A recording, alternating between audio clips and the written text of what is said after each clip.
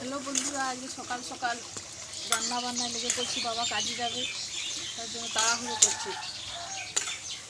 মাছ রান্না হচ্ছে, শাক ভাজা হবে, মূলো শাকের ভাজা। তাড়াহুড়ো করছে খাওয়ার জন্য।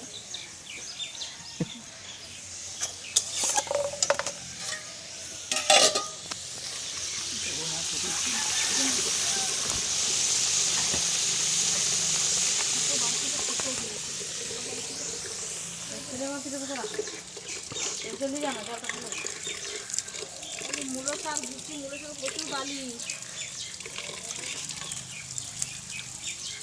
মূলো শাকের ভাজা দিয়ে যাবে।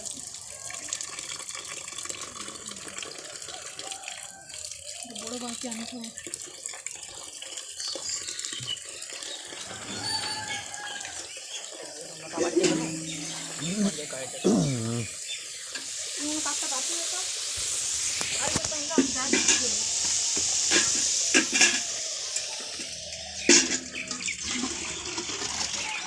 প্রচুর ঠান্ডা পড়লে সকালবেলায় জল হাতে দিতে ইচ্ছা করছে না। সকালবেলায় তাড়াহুড়ো করে রান্না বান্না করতে হচ্ছে। বাবা কাজে যাবে না, একটু প্রচুর গোল করবে, তাড়াহুড়ো করতে থাকবে। কাজের অনেক টাইম বাকি আছে, তাও তাড়াহুড়ো করছে। এখনো হয়নি।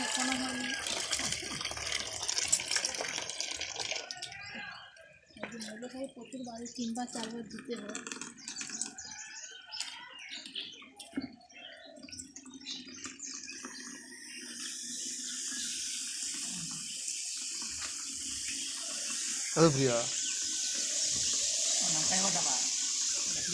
এদিকে বন্ধুরা মাছ রান্না হয়ে গেছে, এখন মূলো শাকের ভাজা হবে।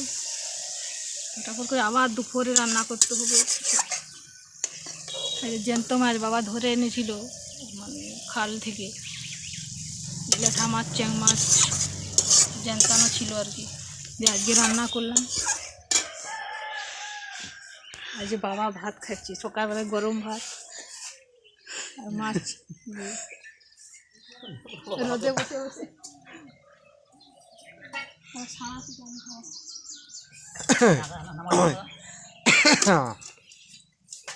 সকালবেলা প্রচুর কাজ, রান্না বান্না, বাড়ির আরও কাজ আছে। প্রচুর ঠান্ডাও পড়েছে না, ঠান্ডার জন্য আরও তাড়াহুড়ো করে কাজ হচ্ছে না। হাতগুলো যেন নিভে যাচ্ছে ঠান্ডা জলে হাত দিয়ে।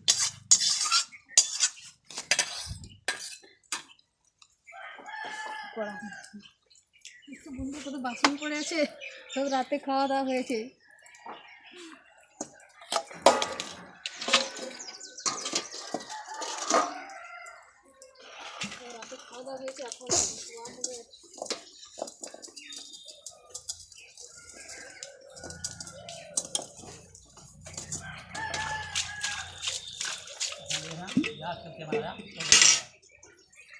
এখন বন্ধুরা বাবা সকালে ভাত নিয়ে যায় কাজে, এখানে তো কাজের চাপটা।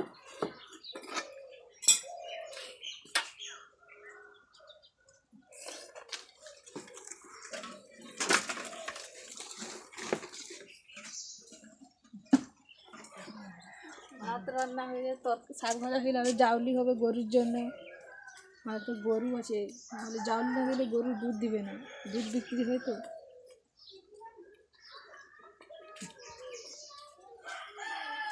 দুধ বিক্রি হয়, জাউলি না দিলে গরু দুধ দিবে না বেশি করে। মা যায় করে দুধ দিয়ে আসে লোকের বাড়িতে।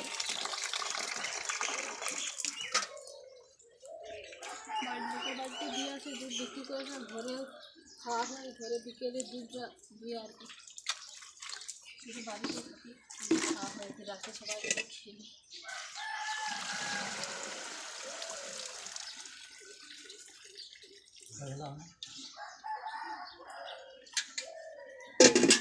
প্রচুর বালি।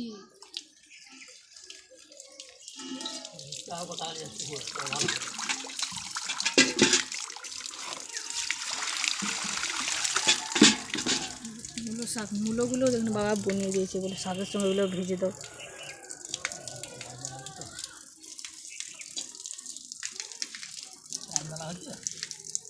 শাক ভাজা নিয়ে যাবে বলে, আমি দুপুরে তো ভাত খাবো না, বলে শাক ভাজা নিয়ে যাবো আমি।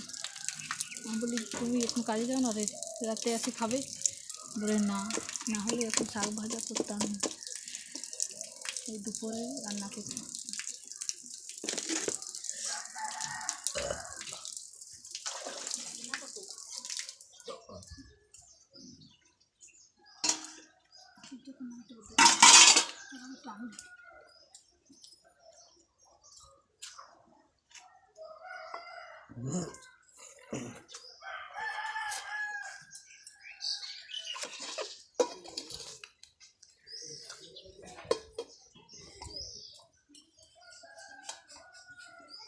এই যে ঢাকা দিয়ে দিচ্ছি, দেখো।